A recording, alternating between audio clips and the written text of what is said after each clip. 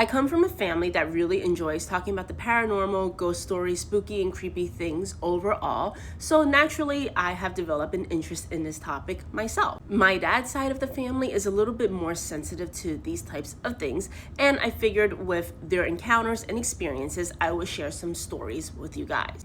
Today's story is from my dad, and to be quite honest, it's rather anticlimactic, but to me it is still very spooky. In the late 90s to the early 2000s, he and my mom went out to a mall in Flushing.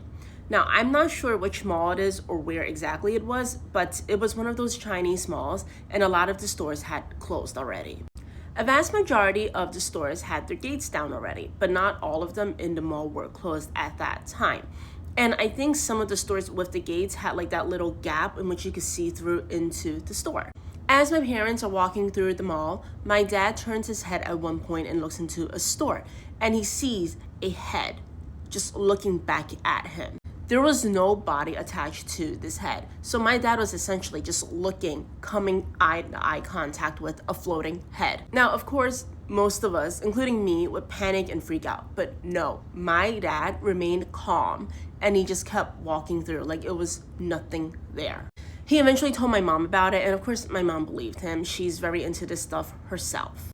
That's kind of just today's experience. As I said, is a little bit anticlimactic, but still very spooky to me, as we usually hear stories of headless ghosts, headless spirits, but not just a floating head. If you're interested in more content like this, give me a like, follow, comment, check out my page as I discuss all things creepy and paranormal over here.